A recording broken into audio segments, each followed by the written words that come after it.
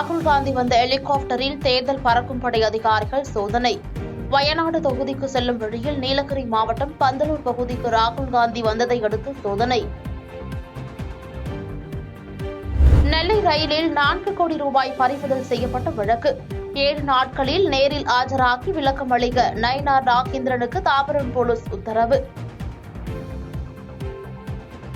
தமிழ்நாட்டில் நாளை மறுநாளுடன் ஓய்கிறது தேர்தல் பரப்புரை. அரசியல் கட்சி தலைவர்கள், வேட்பாளர்கள் உச்சகட்ட பிரச்சாரம். புதுச்சேரியில் இன்று மாலை பாஜக மாநில தலைவர் JP நட்டா ரோட் ஷோ. பாஜக வேட்பாளர் அமைச்சர் நமச்சிவாயத்தை ஆதரித்து பிரச்சாரம் செய்கிறார்.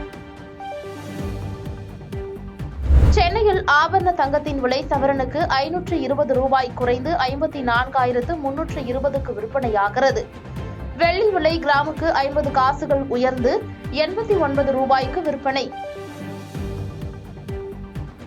மின்சாரத்தை தூண்டிவிட்டு வாக்காளர்களுக்கு பணம் கொடுத்து தேர்தலை சந்திக்கும் நிலையில்தான் திராவிட கட்சிகள் உள்ளதாக அண்ணாமலை பேச்சு. 50 ஆண்டு காலமாக தமிழகத்தை அவர்கள் பின்னோக்கி கொண்டு செல்வதாகவும் குற்றச்சாட்டு. மோடியை தவிர வேறு யாராவது பிரதமரானால் நாட்டை சின்னாபின்னமாக்கி விடுவார்கள் என அண்ணாமலை பேச்சு.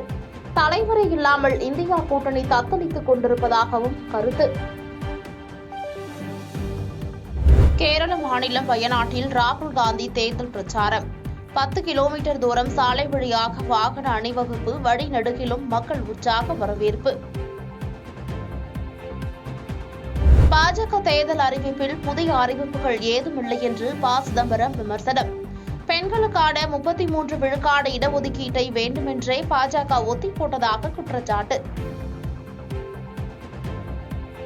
குழாய்கள் மூலம் குடிநீர் தர முடியாதவர்கள் கேஸ் தருவதாக கூறுவது வேடிக்கை.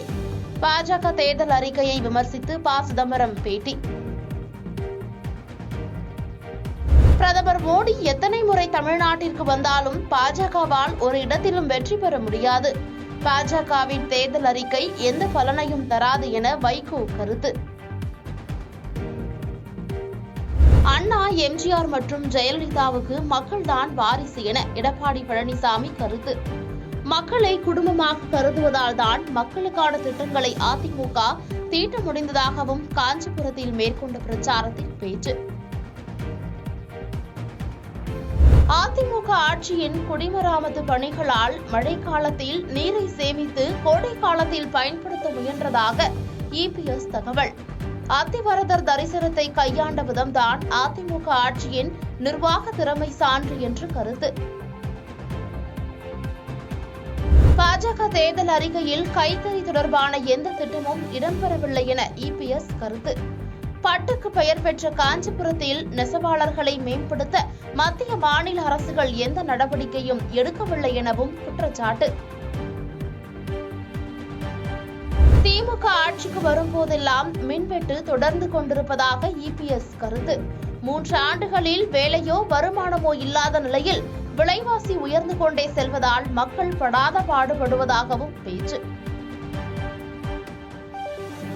கோத்தகிரி வெஸ்ட் புரூக் பகுதியில் பாஜக வேட்பாளர் எல். முருகனின் கார் சோதனை.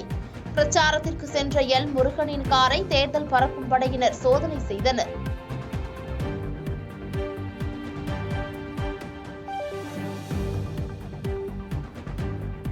நீலகிரி நாடாளுமன்ற தொகுதிக்கான தேர்தல் அறிக்கையை வெளியிட்டார் பாஜக வேட்பாளர் எல். முருகன். படுகர் இன மக்களை ST பட்டியலில் சேர்க்க நடவடிக்கை எடுக்கப்படும் என வாக்குறுதி.